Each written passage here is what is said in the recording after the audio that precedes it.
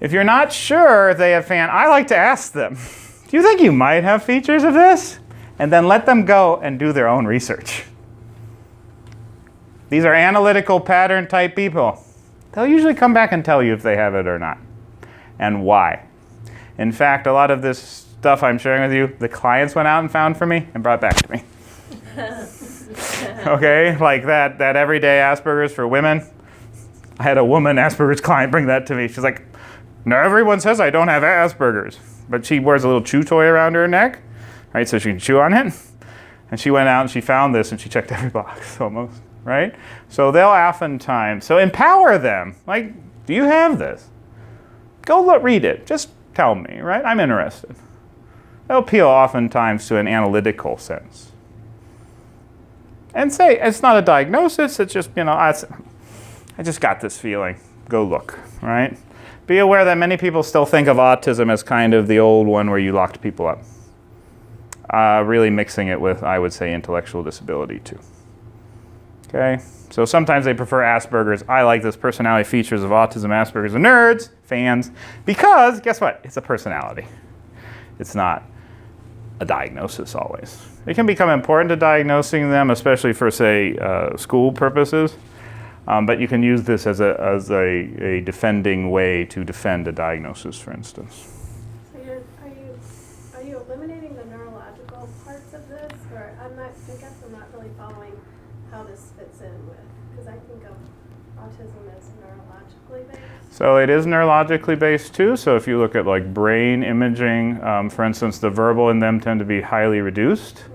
Whereas like the analytical tends to be much larger and from a brain perspective as compared to the general thing.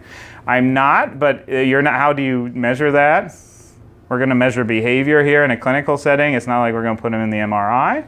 Yes, there is a neurological component. That's not to deny that neurological component. Your brain is in fact different, but that doesn't mean you're stuck. Part of the problem is we start to think that the brain, whenever you bring the brain into it anymore, it's deterministic. The brain changes. You can change the brain, but you have to change it in probably a linear and careful way. So I'm not discounting that, but I'm giving this more from a perspective, how do I kind of tell this without the neurological part? If you see real tic, you'll see that in some people, or self-harm even, that's, that probably does have a brain component. But in general, these are probably going to be a little higher functioning. I mean, they're going to have been successful in some way, probably. Does that kind of make sense? Does that answer your question? I guess I'm just getting tripped up about the nurses. And I guess I'm kind of, when I think of personality disorders and compared to this, I don't know. Well, it's the... I think personality disorders are more extreme, and this is more manageable. That Yeah. these things they do take a long time, but... So the difference between personality disorders and autism, these FAAN features, is what I'd say is personality disorders are usually brought upon by learning. Right, that's the difference. And these aren't, because these will be present since probably about 2 or 3. That's it. That's what's tripping me up. Yeah. So they'll be present between 2 and 3. Because you can't really tell personality. Like, how do you assess personality in a 4-year-old? I mean, you could diagnose them with borderline any day, right? Depends what mood they're in. They're all psychopaths when they're that age. That's why God made them small, so you can stop them. Because imagine if they were huge and like, I want to kill the cat or you or something. I hate you. I'm going to, That's a problem. That's why they're small.